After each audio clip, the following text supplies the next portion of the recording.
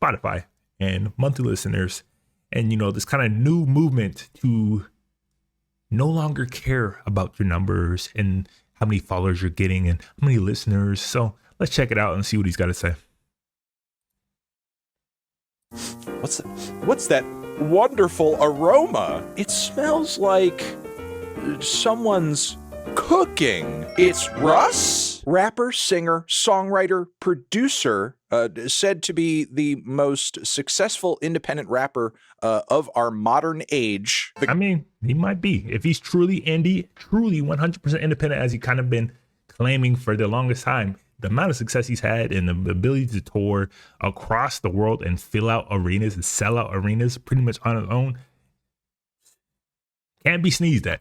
Guy's Italian. Italians love to cook. We Italians have been known to throw a bit of basil on it. No, but seriously, Russ, accomplished music artist, talented guy, successful guy, though I will say his music is not necessarily for everybody, certainly not for me all the time. And at times, his takes on various things can sometimes overshadow the music. He's been known to be a controversial figure here and there. However, recently, the man has gone on a very interesting and I think very much correct Twitter rant about the streaming industry and streaming numbers that I think we have to talk about, because he is making some very fair points that I think more music fans should be thinking of. As Russ tears apart a lot of the dialogue that is had around numbers in the streaming industry, starting with monthly listeners is essentially monthly impressions. It's not how many people listen to you and are fans. Someone could have had a playlist on shuffle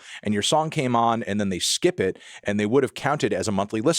Stop using that metric to try to decipher how many fans people have. It's literally just impressions. I mean, come on. It's the oldest trick in the book, especially by Spotify. It's how they can promote artists. That's how they can promote, success stories. It's how they can be like, look at what we're doing for you. It's just a way to inflate numbers and to create this sense of, success, not only for the artist, but for the platform, like the platform itself. Spotify eats off of being able to say, look at how many million stream artists we have. Look how many people, that you actually kind of manipulate and put into playlists. Like he's saying that you don't even know, that you didn't search out for, that you might not even search out for after you listen to them. But you still count as a listener. Like, he ain't wrong. Like, this is a Spotify trick that is specifically aimed at artists and for consumers to look at how successful they are. Look at how successful we are as a platform. Look how many artists that we are putting in front of people on a daily basis. This is a big look for them, and it's all gamesmanship. It's a little shady, let's be real, but it's also a way for them to basically not have to pay what they owe, because look at what we are doing for you. This is why we deserve the cut that we're getting, even though it's very easy to manipulate how you count a listener. Well, one note I would add additionally to that, on a lot of these streaming platforms, including Spotify, the amount of monthly listeners depends upon whether or not you've had like a big feature on another track too. So you could have logged a ton of new monthly listeners so long as maybe you've had a big hit song crossover with another artist. And again, that contributes to your monthly listeners. That's a good fucking point. I didn't even think about it. That is absolutely spot on, because let's say you're a new artist. You're a fairly unknown underground artist. Let's just stick to hip hop. And then a bigger artist finds you, puts you on one of his songs on his much anticipated albums, and a song that happens to get a lot of plays. Not only when you click on the song do you see that artist's name, but you also see your name. You see your name right there, tagged to it, linked to it, whatever. You are also attributed to that song. So that also goes directly to your monthly listeners. So they might not necessarily be listening for you. You could just happen to be on a song that's getting a lot of plays. That is a good fucking point that I did not catch, but that's a good point. even if those people aren't actually going on your Spotify page or whatever page you have where they can hear your actual solo tracks and consume those. And in addition to even that, to this day, Spotify has not proven to the music industry that they are fully transparent with all of their numbers, even with us knowing, things like 30 seconds of a play being logged as a listen. I mean, that's kind of BS. But Russ continues, saying 30 seconds is how long a song has to play for it to be counted, meaning if you have a playlist on shuffle and you skip a song after 30 seconds, you're technically a listener of that artist, LOL, even though you didn't seek their music out, nor did you. I mean, again, the 30-second metric is strictly for the industry. Like the same way, a little behind the scenes for YouTube videos, they count your video plays as 10 seconds. If they watched, I don't know, maybe it's 10 seconds, maybe short of 10 seconds. Let's just say like they watch 10, 15 seconds of your video. That gets counted as a video play. And why? Because that is also how you would pay. Let's say you do some advertising, like a lot of artists, a lot of industry people do on streaming platforms, specifically like a Spotify. If they listen to your song for 30 seconds, they listen to a video for 10 seconds, that counts as a play and you have to pay for it. That's literally all it is. It's a way to charge and tax the industry, period.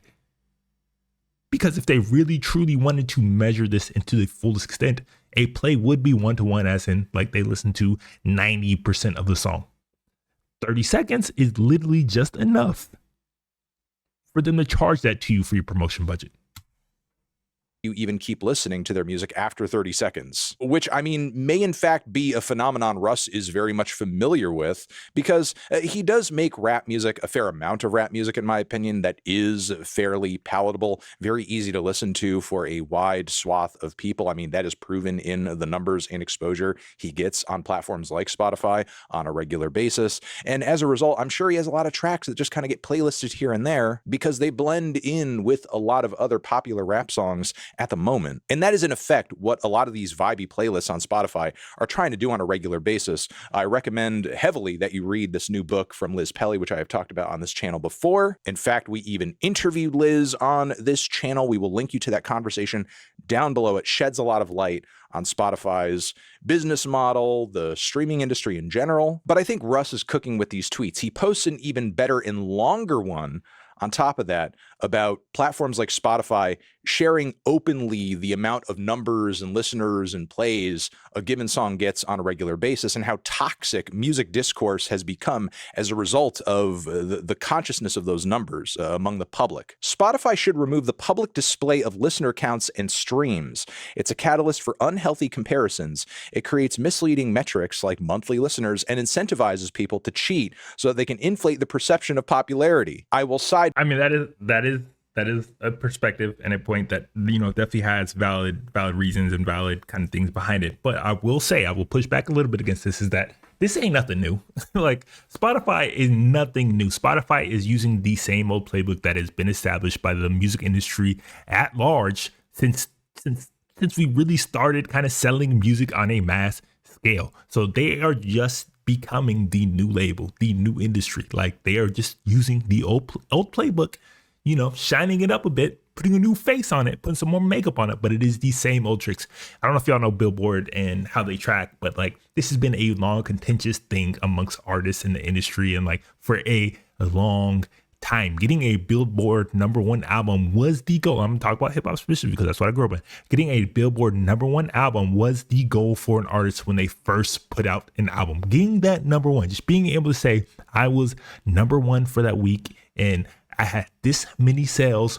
So it is a straight up marketing ploy. One, to compare yourself to other artists and like kind of establish like I'm better than this artist because I sold X amount, when the music is legitimately such a subjective matter. Like, but it is the ultimate way to compare yourself to other artists and kind of put yourself above them. And also, it is the FOMO. It is the easiest way to say like this artist sold this many albums. Immediately, what are you gonna think? Like, damn, I ain't heard the album. Like, maybe I need to go check it out. Maybe I need to go buy it. Like, it is the easiest marketing ploy and like pretty fucking genius ultimately. Like when they first started publishing album sales and whatnot, because as you see, albums just breaking through, albums just doing crazy numbers, and you're just a consumer. You might not even be industry. You're just a consumer. You see these crazy numbers. You're like, well, 6 million people are listening to this guy right now. Like, why? Like, what song? Like, what makes him so special? I need to go check it out. Like, it is a absolutely genius marketing ploy for the industry and quite honestly for the artists themselves. So yes, it is in a way easy way to manipulate and appear bigger than you are, because then you'll be able to negotiate bigger contracts or maybe sell out tours a little easier, or just trick people into listening to you in the first place. So like, it is not a one-sided beneficial thing, less it ultimately benefits all Spotify in the end, but it does benefit artists also to be able to say like, I got this many artists, I got this many listeners, because it does help you in negotiations. It does help you with contracts. It does help you with other things. So I don't really side with them wholly there, because artists are not just not benefiting from the system, because they also are to a degree, but obviously the ones with the keys are benefiting the most, aka Spotify. Sidebar here to say that again, in this Liz Pelly book, she does go into. I mean, just point in case, just to hammer home my point that I'm making about how big Billboard and like displaying and talking about numbers is for artists and for the industry is 50 Cent versus Kanye West. 50 Cent's album Curtis versus Kanye West Graduation. They had been promoting the fuck out of it for a month long. They're having a battle. They're dropping on the same date. Whichever artist sells the most is the king of hip hop. They literally go into a Best Buy and they'd have stands. When you walk right into the door, when you even before you step to the store, they have it in two stands side by side. One side all 50 Cent albums, one side all Kanye albums. What do you think that did for numbers? What do you think that did for sales? They skyrocketed because people wanted to compete as well as the artist, and they wanted to contribute and wanted to like prove that their favorite guy is the best. And it's like the most basic marketing ploy in the playbook, and it worked extremely well for both artists. Even if 50 Cent lost numbers wise, he still sold a lot of goddamn albums off of it, so it's nothing new. To a bit the ways Spotify behind the scenes tries to make its artist users kind of like focus on and just obsess over the streams and metrics that they're getting on the Spotify platform, and encourage them to sort of like find ways to increase those streams and increase engagement on that front, which I'm sure already as an artist is like more pressure creatively than you would want to deal with when you're thinking about creating a new track. Then on top of that, adding on the audience being conscious of your numbers and how popular you are in regards to the amount of streams that you're getting on a given track, I'm sure makes the pressure even crazier and frankly weirder. Hiding the numbers would reduce the pressure to compete on an inauthentic metric and encourage a focus on the music itself. Look at Apple Music. There's zero convos about how music is performing on there or if streams are fake, because you don't know. But our music does a tiny percent of the streams and audience that Spotify has and does. So maybe they should consider it. LMAO, as it should be. And look, this is undeniably true. We already know that there are artists who in the past have tried to do what they can to kind of like game the number. Bro, in the past, artists and labels used to buy thousands upon thousands of their own albums to inflate their numbers on Billboard. Nothing new. With like certain album ticket merch packages. Bro.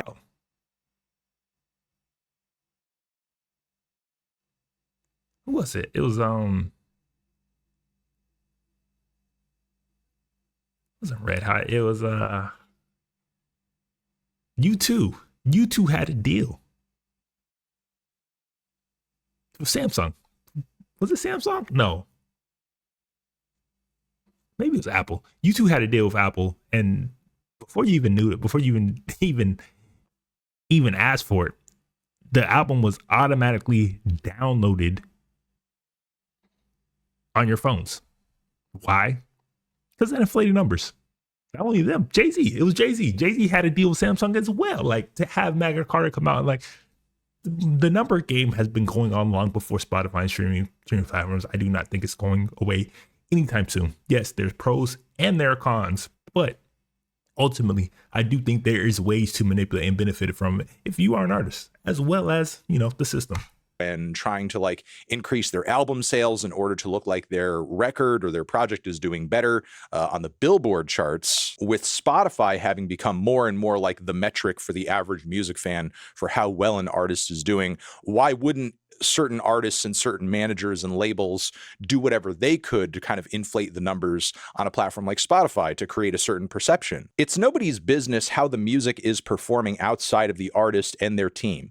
We live in this weird time where everyone feels entitled to know everybody's business because of social media. I get it though. From Spotify's perspective, having the numbers public makes it a sport, which in turn drives engagement, etc., etc. Again, Russ is cooking here, but I wouldn't even give Spotify that much leeway there in terms of their motivations. If you're a music platform, your primary concern should be trying to figure out ways to give the music to the listener efficiently and platform and curate great music so that you have great artists getting exposure, so on and so forth. You shouldn't be in the boardroom thinking like, how can we make these artists compete with each other? That's a terrible... You might not necessarily be in there doing that at the forefront, but competition is good for your platform ultimately. Like if you can drive competition, if you can drive people to the platform or drive people to the music or to the artist in any way and form, and competition is one of the easiest ways to pit fan bases against each other. Yeah. Thing to want. That's a terrible way to look at music. In fact, one of the replies that Russ drops in the wake of the discourse that has happened around this tweet: we don't hide athletes' stats. Artists need to make better music and have better marketing. Okay, like first off, artists are not all across the world of music in open competition with each other. And to the degree that it is happening now, it certainly shouldn't be on the front of like, how many monthly listeners do you have on Spotify? That's pretty fucking lame. On top of it, I mean, I'm sorry, are we still under the impression that having the most listener... All right, how about this? How about, middle ground? You give artists the option to display their numbers or not, much like Instagram and other social media platforms are starting to do, where you can display your likes, you can display your followers if you want or not. Let them choose if they want their numbers to be displayed or not, because there is some benefit, whether it's good, whether you agree with it or not, there is some benefit of having those numbers on your page. I'm sorry to say it is absolutely true. But why not give artists the ability, at least the ability to choose if they want that displayed or not?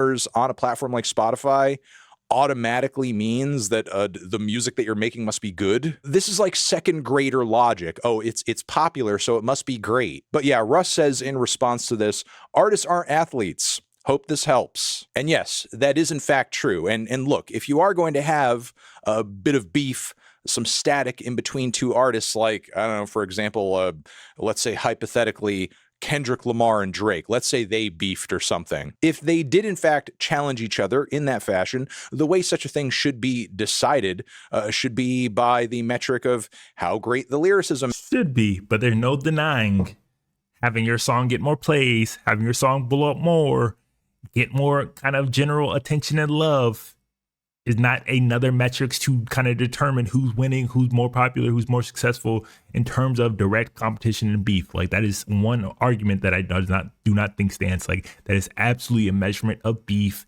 and whatever, and recognition that is part of it, because that is how the public speaks. The public speaks, at least, before social media, the public spoke on who they preferred in a beef or back and forth in rap, particularly was by which song was getting the most play, what people were requesting the most. That's literally how they determined who won. Jay-Z and Nas.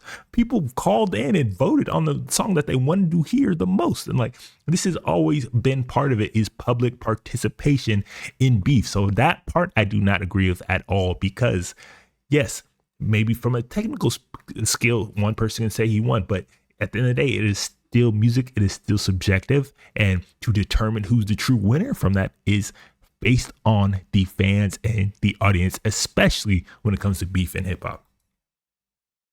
is, how biting the commentary and, insults are, that sort of thing. Who gave a more impressive performance, something like that. If one of these hypothetical songs did actually end up like going #1 and winning a bunch of Grammys, I mean, sure, that would be cool, but that shouldn't be the ultimate way that we decide that, one person's diss song is in fact the most superior of all the diss songs that had. Shouldn't be, but let's be real, it is. If your song is getting way more play, if your song just gets that much bite, like if you, as an artist, if you're having a back and forth beef with somebody and everywhere you go, you're hearing this song because people want to hear it and requesting for it, yeah, you kind of fucking lost. Dropped. Now, look, again, Russ, I think, is making some really great points with these tweets, and you really have to sit here and take seriously what he's saying, because Russ is an example of an artist who has benefited massively from the Spotify platform and the way that it's currently gamed. So for him to come out in this way and like crap on the company's business model and how they showcase the artists on the platform certainly says something. I mean, Russ doesn't really have motivation necessarily outside of like public perception to say what he's saying here. Because, I mean, again, Russ makes a lot of money from Spotify. He looks really great by the metric of monthly listeners on that platform. And yet he is coming out here and pointing out that like these numbers, all this stuff, it's crap, it's meaningless. And that what matters more to him as a music fan is not the numbers or the perception of numbers, but whether or not people are actually talking about the music. And again, I know we're focusing on Russ a lot in this video. It's obviously a video about Russ's take, but Russ is not the only artist feeling this really weird pressure or taking issue with the culture of conversation that has been happening around Spotify numbers and the perception of which, so on and so forth. Even Doja Cat on Twitter echoed similar sentiments with some words that I think specifically call out some of the toxic stan communities on the platform, saying the amount of streams a song has isn't indicative of the quality or effort you put into it. If you disagree with this, you could be having an episode and should seek love from the outside. Go for a run. She kind of goes on a bit of a tirade past there, encouraging a lot of these music obsessives, number obsessives on the Twitter platform to just kind of like go out and get a life and enjoy themselves in some kind of context outside of like, the Bird app. And again, Doja Cat being an example of an artist who has benefited greatly from the current business models in the music and the streaming industry, but still for her, what seems to take more of a priority and what's more offensive and upsetting is that these conversations that are happening on social media around popularity of music and the superiority of certain music over other music and so on and so forth, it's happening across the line of numbers and totally inflated monthly listener statistics. And it's creating a really shitty social paradigm in the music space at all levels, frankly, in mainstream music. And I think it's skewed the perception of like what underground music is these days too. I mean, I think this is maybe a conversation for another video, but the whole perception of like what underground rappers are these days and how, if like you're past the 2 million monthly listener mark on Spotify, like, you're kind of transitioning out of the underground as an underground rapper, and how the term underground rapper is often like attached to, rap music of a certain type and sound and trend these days, which comparatively is much more trendy and popular and industry profitable than an artist who's actually much more underground, like Billy Woods, for example. But yeah, again, I think Russ is cooking on this one, and I do think Spotify should put the fucking numbers away. Not only because they create a false perception, because the numbers on Spotify aren't always telling the truth, but it does create a situation among young music fans where there is like this perception of numbers and that we are sort of like treating music popularity like a sport of some sort, which I don't think is good for the art form and the culture, frankly. And for now, I mean, let's be real, like Spotify don't give a fuck about the art form or the culture. They are a business at the end of the day, and their business is to drive streams, to drive subscription, and to drive listeners. And one of the easiest and cheapest ways to drive that is to create a sense of FOMO, create a sense of, competition between artists. And what is the easiest and quickest way to do that? Display numbers. So like, I don't ever see them doing that, but and I don't actually even agree with them wholly here that they should do that. What I think they should do is give artists an option to not show, not show their numbers if they choose to do. If an artist chooses or decides that he does not want to have, he or she does not want their, you know, numbers displayed for everybody to see and witness, then that should be choice that they should be able to make for themselves, that they should be able to just turn on within their profiles like they do on pretty much a lot of other modern social media platforms. But to say that numbers are not beneficial in any way is absolutely not true, because they are also beneficial for a lot of artists out there if they know how to play the game. Yes, like number manipulation has been around forever, since the start of Billboard charts in general. Like, this is nothing new, as I've kind of alluded to already, is that this has been going on in the industry and with music and musicians for the longest time. And yes, it continues to happen because it is a proven technique to get more listeners. Like, as kind of cheap and shady and whatever it is a useful technique. And as an artist, why would you ever want to limit yourself into all the different ways that you can possibly get more seen and get more heard and obviously become a little bit more successful? So I think that they should give them an option to turn it off if they want to, but I don't think they should be turned off, you know, one-sided arbitrarily themselves, because it is beneficial from both sides. And like, I don't ever necessarily see this going away. It is absolutely part of music. It is part of the game, and it's part of the industry. Unless there's a major shift in the industry as a whole, numbers are always going to be important. And like I said, like, yes, it is, can be very toxic within fans and music discourse, but that's social media in general. It is social media that's really driving this, not numbers, because numbers have been around forever. At least, you know, back in the day, early 2000s, before you had phones, before you had social media, like, you might know numbers if you were in the know, if you followed that kind of thing. If you were truly a music head, then you knew about numbers. But for the majority of people, didn't have no fucking clue what artist was selling what, and even cared. The reason that people know is because social media blasted in people's face all the time. So I don't really think it's like necessarily a problem. It's just that social media is amplifying it to the nth degree.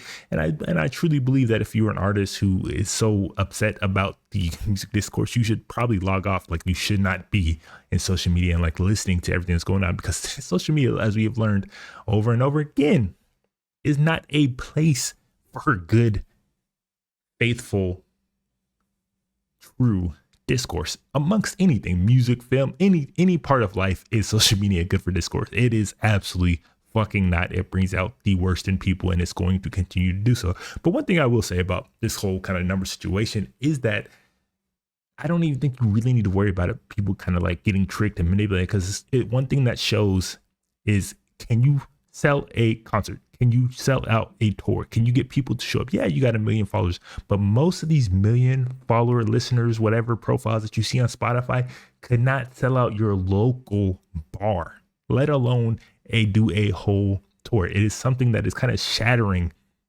this whole illusion of numbers and manipulation that's going on, is that a lot of these artists that are doing seemingly so successful and so well, they can't even go on tour. They can't sell tickets. They cannot sell a hard ticket. So that shouldn't even be a worry, because who cares? Like, that should not be your main focus, is just numbers. Your main focus should be building a core fan base. And I do think fans are kind of getting a little more hip to that. And artists are also figuring out like, oh, numbers and my listeners ain't really getting me the real hard tickets, the real sales, the real tours and whatever. Because like, yes, you still need to put in the legwork. Yes, you still need to actually create a fan base.